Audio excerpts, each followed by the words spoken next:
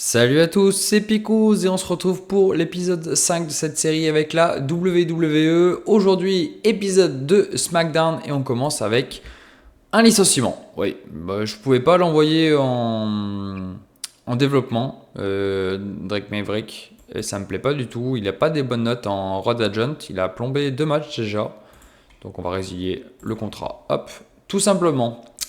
Voilà, on va donc passer à la suite de notre show. C'est donc le booking de SmackDown. On se retrouve juste après pour le début. À de suite. Allez, c'est parti. On débute le show avec Elio Lefleur, pardon, qui affronte Bertho, notre petit français qui fait ses débuts à la WWE. Bon, c'est du pré-show, rien de formidable. Il débute par une défaite contre Bertho, défaite logique en 7 minutes 27. Segment rating de 45, Elio Lefleur nous fait un 41, Bertho nous fait un 42. Très bonne note de Elio Lefleur, je m'attendais à qu'il fasse un 30. C'est bien, 41, c'est top. Le pré-show est plutôt correct, on termine là-dessus. Et on débute le show avec Ilya Dragunov qui vient voir DY pour leur annoncer une bonne nouvelle. Il a accepté le challenge lancé la semaine dernière par Tommaso Ciampa. Et donc ce soir, il affrontera Johnny Gargano. C'est un petit peu la stupeur chez les membres de DY. Tommaso Ciampa ne bronche pas. Il met une petite tape dans le dos de Johnny Gargano en mode « Vas-y mon grand, tu vas y arriver ». Il y a Dragunov, essaye de semer le doute dans DY. Je sais pas si ça fonctionnera. En tout cas, ça fait un segment de 52. C'est dommage, c'est un segment d'ouverture comme poil bas. Surtout qu'on a un excellent match juste après. Ilya Dragunov va donc défendre sa ceinture contre Johnny Gargano et il va battre Johnny Gargano en 12 minutes 51. Très bon match, 71 de rating, 73 pour Ilya Dragunov, 57 pour Johnny Gargano. Vraiment, franchement, un très très bon match. Ça fait très plaisir. En tout cas, Ilya Dragunov conserve sa ceinture. C'est des débuts réussis. On enchaîne avec un segment où MFT est sur le ring et Solo Sikoa prend le micro. Il l'annonce. Il en a marre. Il en a marre de la Wyatt Six et de toutes les conneries qu'il y a autour de Oncle Audi. Il veut l'affronter. Il veut que ces gars aient une chance pour le titre par équipe. On n'en saura pas plus. La White Six ne se pointe pas. Petit segment qui nous fait un 50. C'est pas foufou, mais ça passe. Et on enchaîne avec un segment backstage. Puisque au micro de Megan Morant, Carmelo Hayes et The Miz annoncent qu'ils veulent avoir une chance pour les titres par équipe. Et Nickel Dist qui est passé par là accepte la proposition. Bon, une très bonne nouvelle. Un segment rating de 63, c'est top. On continue avec le match pour le tournoi pour définir un challenger au titre de Cody Rhodes. Damien Priest affronte Shinsuke Nakamura et Damien Priest va battre Shinsuke Nakamura à 11 minutes 06. Segment rating de 66, 63 pour Priest, 59 pour Nakamura. Plutôt bon match, ça s'est bien passé. Le match n'a pas été trop long parce que j'avais peur de ça. Tac tac, ouais, Nakamura, ouais. C'est dommage. Nakamura, ouais, il commence à fatiguer et ça risque de poser des problèmes par la suite. Donc, je ne ferai pas que je le book dans des matchs trop longs à l'avenir. Bon, je saurai. En tout cas, ça nous fait un 66. Damien Priest rejoint LA Knight. C'est plutôt bien. Est-ce que les deux hommes vont s'affronter très prochainement? Normalement, oui, pour définir le futur challenger. On en saura un petit peu plus dans les prochains épisodes. On passe de suite à un segment backstage où Julia est en train de tirer sur Tiffy Stratton en disant qu'elle ferait une très bonne championne women's. Mais Tatinati apparaît et lui dit de vite redescendre, de vite se calmer. Elle a le titre US à défendre et elle se positionne comme la challenger numéro 1 sur ce titre. Julia me semble un peu, j'en ai un peu rien à faire.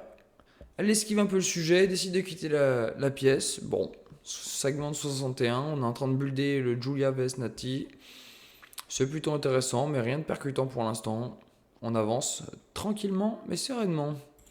Et Nati Delart qui rejoint le ring juste après ces interviews et elle affronte Zelina Vega. Victoire courte en 5 minutes 33 par soumission avec son sharpshooter.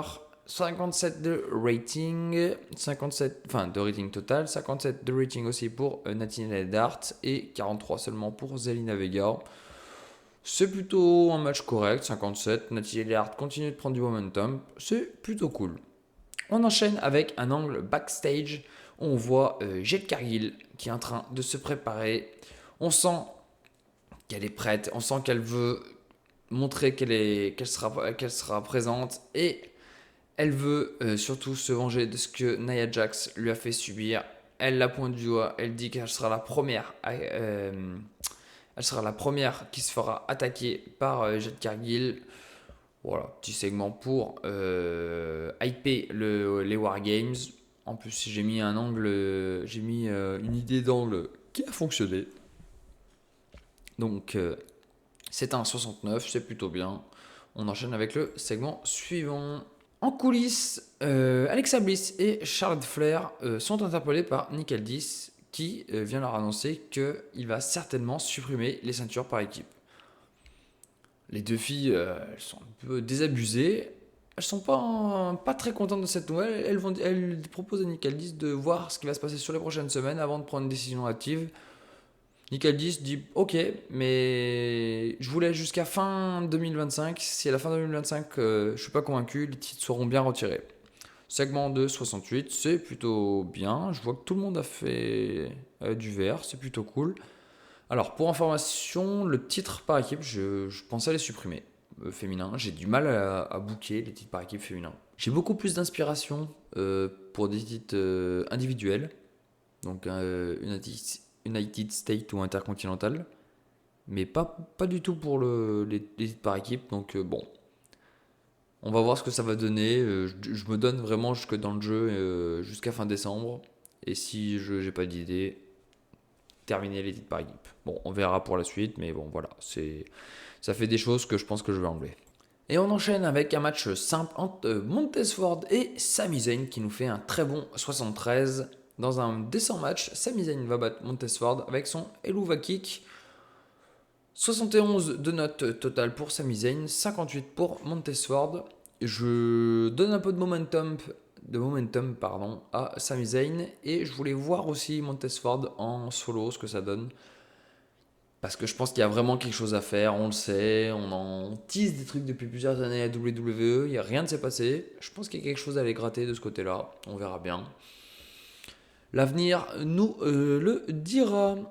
Allez, on enchaîne avec le main event de cette soirée, un match triple free entre Drew McIntyre, LA Knight et Randy Orton. Et dans un très bon match, LA Knight va battre Drew McIntyre et Randy Orton en 14 minutes 10.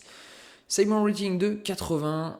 On a 3 très bonnes notes. 76 pour Drew McIntyre, 66 pour LA Knight et 72 pour Randy Orton qui était off his game. Donc c'est plutôt correct. J'ai décidé de mettre un petit main event sans réel objectif, sans réel...